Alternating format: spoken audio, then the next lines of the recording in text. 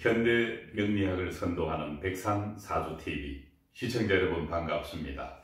오늘 사주실관 시간에는 미월의 갑목사주와 해월의 갑목사주 부부 사이입니다. 이 두 사주를 대운 없이 원국만을 갖고 통변을 해보도록 하겠습니다. 이 여자분은 미월의 갑목사주로 물이 필요하고 물을 돕는 금이 필요한데 수기는 시지에 있는 해수가 보입니다. 그리고 수를 돕는 희신인 금은 전혀 없습니다. 무관사주입니다. 관이 없는 사주를 여자 사주든 남자 사주든 무관사주라고 합니다. 여자 사주에 관이 없다면 남편이 없다는 것이고, 남자 사주에 관이 없다면 자식이 없다는 그런 의미입니다. 사주 천간에는 구신에 해당되는 상관이 대단히 강하게 투출되어 있습니다. 미토와 오화에서 대단히 강한 상관성이 있지만은, 이 상관이라는 것은 일간인 내 자신이 비겁성이 강한 가운데 상관도 강한 사주가 있고, 이 사주처럼 내 자신을 나타내는 비견겁재는 한신이고 오히려 상관만이 강하게 발달되어 있는 경우입니다. 전자는 대단히 그 비견과 식신 또는 상관의 그런 기구신의 조합이 매우 강하게 나타나는데, 이런 사주는 내 자신인 비겁의 작용력은 한신이기 때문에 오히려 상관이 강하게 나타납니다. 무슨 차이가 있는가 하면은 이 사주는 굉장히 소극적인 것 같고 상관성이 없는 것처럼 보입니다. 그러나 이 사주 역시 신금이나 또는 경금도 예외는 아니라고 하겠지만, 신금 같은 운을 만나버리면은 화급금을 해서 상관이 관을 극해버립니다. 이때 관의 입장에서는 매우 불쾌하고 이 상관이 자기 자신인 금을 극하는 것에 대해서 아주 민감하게 받아들일 수 없습니다. 그랬을 때 이 사주는 상관경관이 일어날 때 주로 남편에게 거짓말을 하거나 또는 어떤 무시하는 그런 어투가 나타나게 되어 있습니다. 그것도 공격적으로 나타나는 것이 아니고 아주 애매모호하거나 소극적으로 나타납니다. 그런 특징을 가지고 있습니다. 그래서 이 사주는 팔자에 관이 없기 때문에 어쩌면은 결혼을 안 하고 혼자 사는 것이 오히려 나았을 수도 있겠다는 생각을 해봅니다. 그러나 어쨌든 인연에서 남편을 만나서 결혼을 하다 보니까 팔자에 없는 남편과 함께 살다 보니까 운에서 관의 운이 오면은 어김없이 그걸 할 수밖에 없습니다. 이럴 때 주로 옛사람들은 상관은 자식이기 때문에 당신은 결혼해서 자식이 태어나면은 신랑이 죽거나 다친다라는 그런 아주 불편한 통변을 하기도 했습니다. 틀렸다고는 할 수는 없습니다. 상담의 경험을 하다 보면은 거기에 적중하는 경우가 의외로 많습니다. 그러나 말을 할 때 죽는다라는 표현을 쓸 때는 매우 자제할 필요가 있습니다. 실제로 이 사주의 배우자인 그 남편 사주를 보면은 해월의 갑목인데, 해월의 갑목은 불이 용신이고 토가 희신 역할을 합니다. 그런데 이 사주를 전체를 살펴봐도 화기가 1점도 보이지 않습니다. 무용신 사주입니다.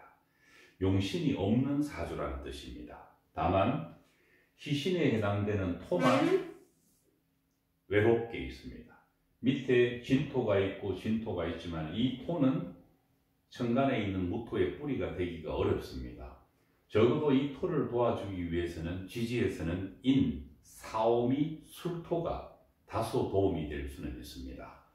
그래서 시신만 외롭게 있는 사주는 용신의 도움이 없을 때는 사주에 중화작용을 한다는 것이 거의 불가능에 가깝습니다. 그런데다가 이 사주는 해월의 간목 옆에 겁재와 비견이 강하게 구출되어 있습니다. 구신에 해당되는 강한 비견 겁재가 사정없이 재성을 극을 하고 있습니다. 이 사주에서 드러난 점만 두고 본다면은 비견 겁재가 나의 철을 극을 해버립니다. 아마도 이 사주는 유년기를 지나면서 청소년기쯤이 되었을 때 부모 중에 특히 아버지에 대해서 그렇게 아버지를 존중하거나 또는 아버지의 말을 잘 고분고분 듣는 사람이 아니었을 것입니다. 나의 기운이 워낙 강한 비겁이 있다 보니까 어떤 자기 생각을 말과 행동으로 옮길 때 아버지를 쉽게 극을 해버림으로 인해서 오히려 아버지가 이 자식을 더 두렵고 부담스럽게 여겼을 가능성이 높습니다. 본인이 하고 싶어 하는 대로 친구들과 어울리면서 어떤 겁재의 마음과 비견의 마음이 시키는 대로만 살았을 것입니다. 이 사주 역시 관이 한신이고 한신인 그 관조차도 사주에 없기 때문에 오직 비겁에 의해서 생각이 말과 행동으로 이어지는 그런 단순한 사람이었을 겁니다. 성장해서는 아버지가 이 초년에는 아버지로 해석하지만은 성년이 되면은 결혼을 하면은 배우자에 해당됩니다. 비겁이 이렇게 있다 보니까 마주 보는 재성을 극하지 않을 수가 없는 것입니다.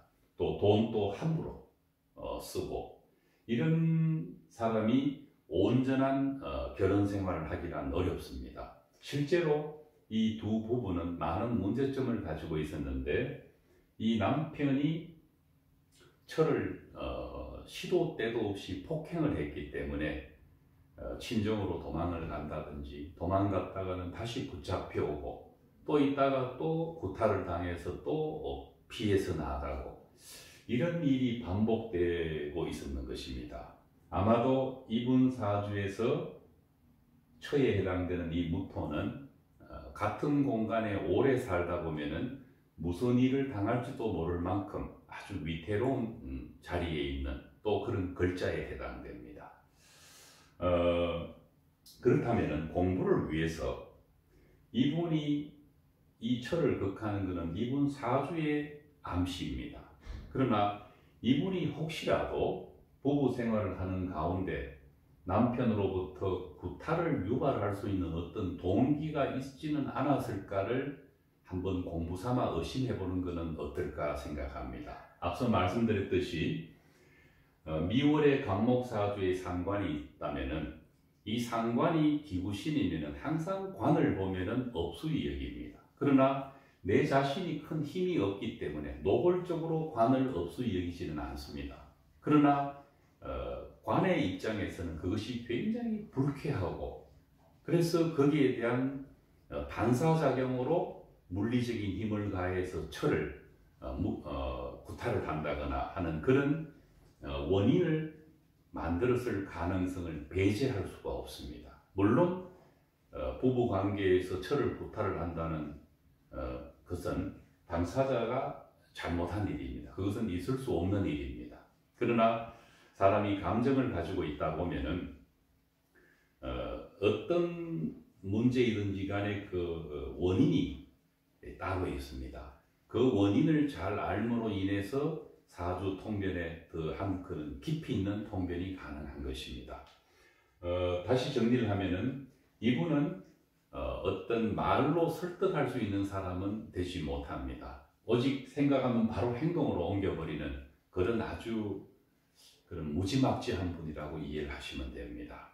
자기 자신을 중화시켜 줄 수 있는 용신이 없는 데다가 있는 희심마저도 비겁에 의해서 그걸 하고 있다 보면은 이 사람으로도 그런 행동 양식에서 크게 벗어날 수가 없는 것입니다.